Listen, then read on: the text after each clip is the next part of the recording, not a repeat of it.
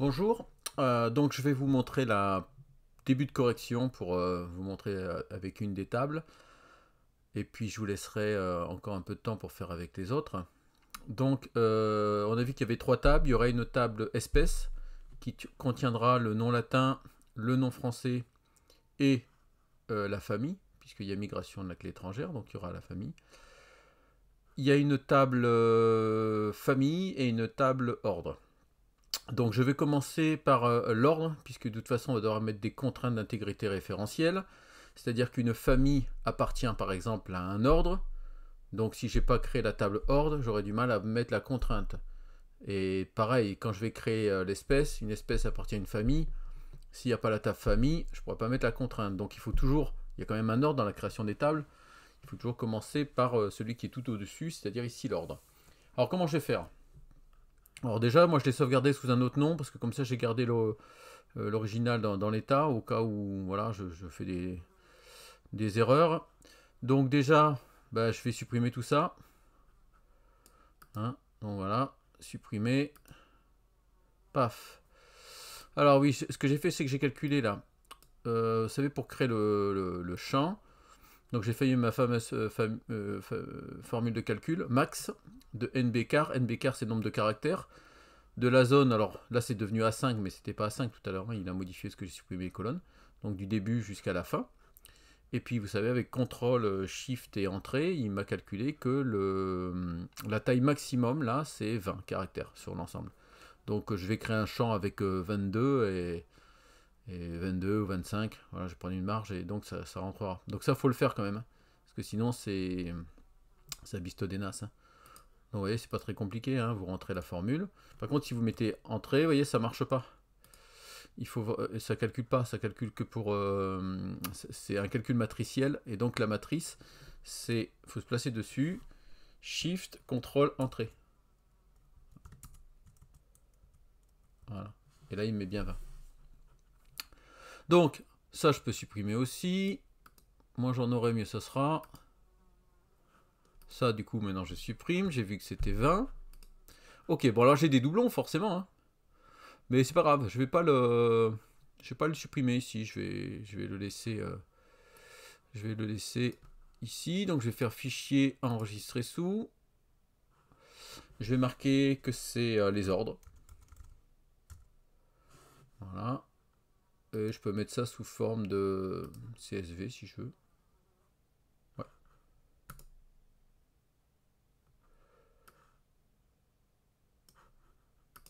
Ok.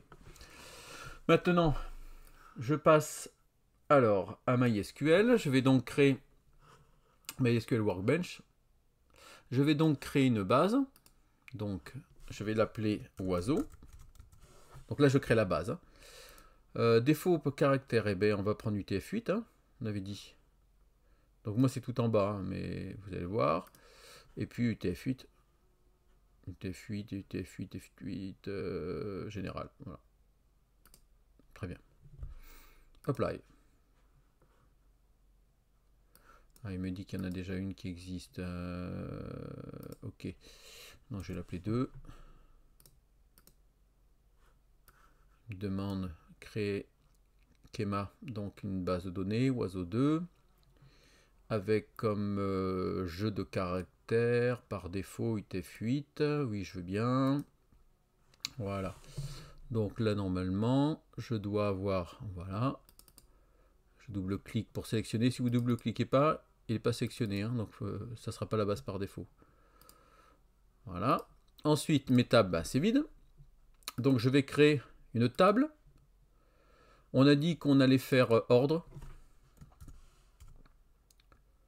Ordre. Ok. Donc on avait dit varchar. Varchar, varchar, varchar. Alors. Varchar. Voilà.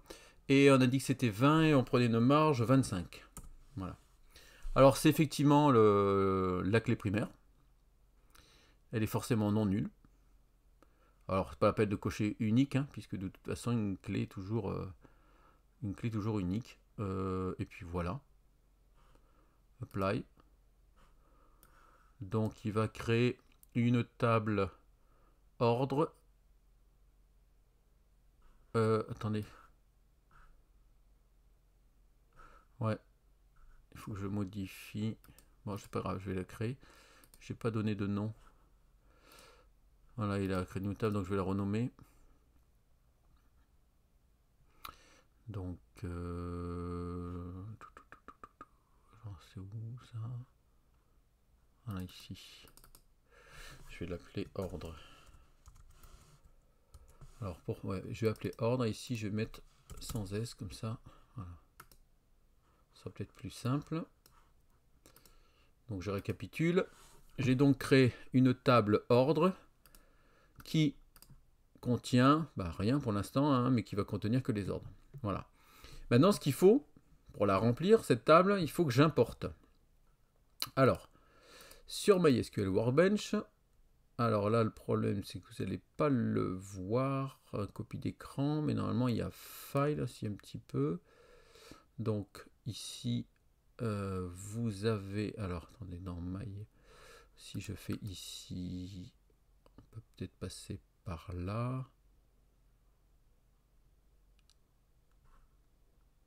Alors, table import, voilà. Donc, vous allez sur la table, vous faites clic droit. Et vous avez Table, Data, Import, Wizard. Wizard, ça veut dire magique, assistant, quoi. Donc, c'est pour importer des données dans une table. J'ai un peu cherché parce que ces nouvelles versions, ça a un peu changé. Je vais donc chercher mon fichier. Browse. Alors, document. Hop. Et je vais TP oiseau. Et donc, ordre, on avait dit. Ok. Ok, suivant. Alors, il me dit qu'il y a déjà une table. Est-ce que je veux l'importer dans cette table-là? Bah oui, je veux l'importer dans cette table-là. Sinon, éventuellement, lors de la table, j'aurais pu faire une importation. Ensuite, truncate. Alors, truncate, c'est pour couper s'il y a besoin.